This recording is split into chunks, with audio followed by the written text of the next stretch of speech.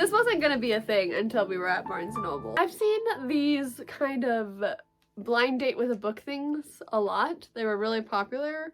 They have been really popular for a while. I've always wanted to do one, but I've always been too scared to buy one because I'm like, what if I already own it? I got the receipt, so if I already own it, I can return it. I already confirmed this with Barnes & Noble too. They said I could return it if I already owned it. I'm gonna open these two books and I'm gonna read them. I went through and picked the two that I thought I hadn't owned already. A couple of them we were going through them and we were like, I bet that's that book, and I bet that's that book. So didn't pick those ones.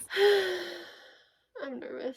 The two I got were both spicy romances. This one's Enemies to Lovers, Fake Dating, Virgin Ice Queen, so Elsa, I guess. This one's a spicy romance, arranged marriage, he's the villain, she's his diamond. I kind of have a feeling this one is that really popular ice hockey, ice figure skating book.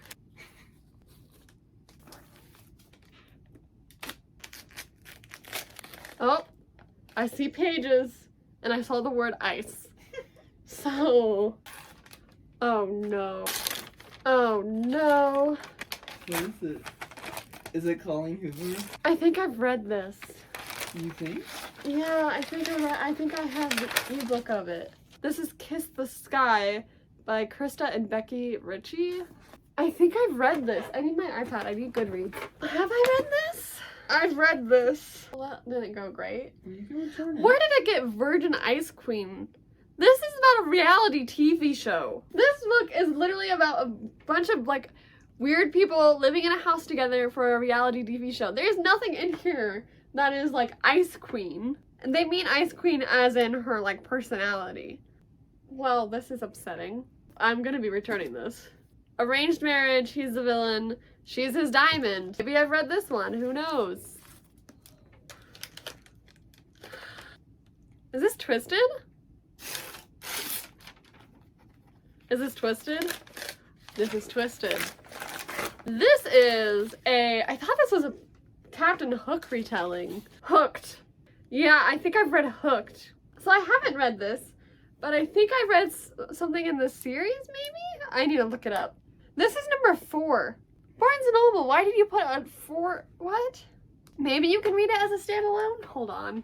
I gave the first one 2 stars. I guess I'm reading this. Do I have to read read Hooked before reading the other Never After books? No, the Never After series is a collection of complete standalones. So I guess I'm reading a spicy Jasmine and Jafar retelling. Oh, there's a playlist. I like when books have playlists in them. Those are fun. Yeah, I'll keep this one and read this one. Maybe this one will be better than Hooked. You know, maybe I'll like it more. Testing out my merchandise. Are you talking about her? All right, it's fine.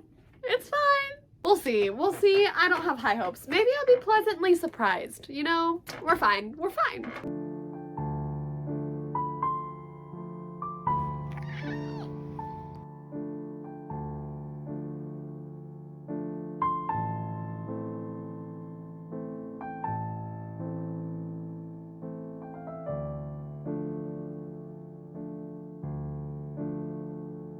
Alright, so first I went to the new library that opened up and I got Paris Downcourt is About to Crumble by Alexis Hall. Alexis Hall, I really like him. I read all his other books, or not all of them. I read some of his books and really liked them. I got an ARC for this, but was never able to actually read it, so now I have the library book. I want to try to check out more library books. And I also went and returned Kiss the Sky. And today Love Theoretically came out, and so I was able to just really exchange them because they're both the same price. So I was able to just like give them back Kiss the Sky and get Love Theoretically. But I still need to read Twisted. So we're gonna start that today. Totally forgot to say, I have the audiobook of Twisted now. Audible was doing this big like 50% off sale, and so I was looking and Twisted was like 80% off, so it was only like $3 or something, and I had like a $10 credit coupon thing for Audible, so I was able to get Twisted audiobook. So I'm gonna start listening to it while I fold all these clothes under me. It's really hard to do laundry with a cat who is a laundry hoe. She loves clean laundry. She will like automatically just go lay on it as soon as I set it down. You're too cute. I'm not gonna be able to remove you from this pile, but I got to.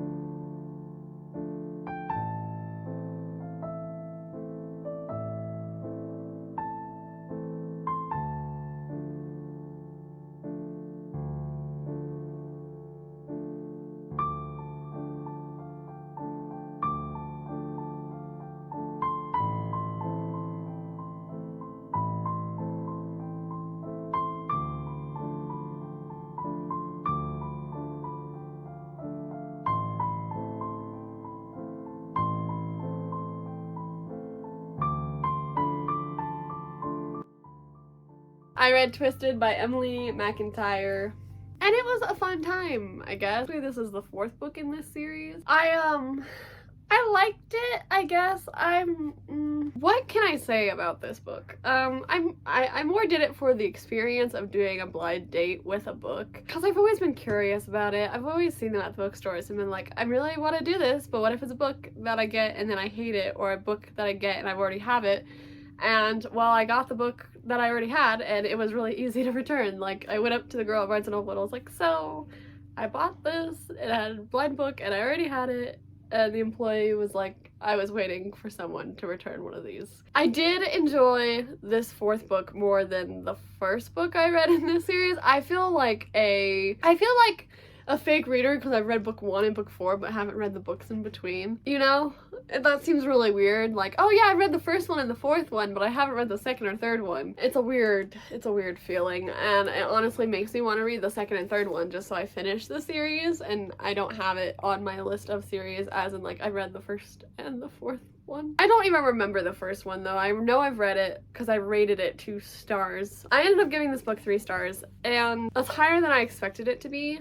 This is a mafia romance between Yasmin and it's his name Julian, who is Jafar. It's an arranged marriage between them. It's entertaining, and as someone who likes fairy tales and fairy tale retellings, it was cool to see I could see where a lot of the story came from. There's literally a line in here between Ali and Yasmin, and he's like, do you trust me? What?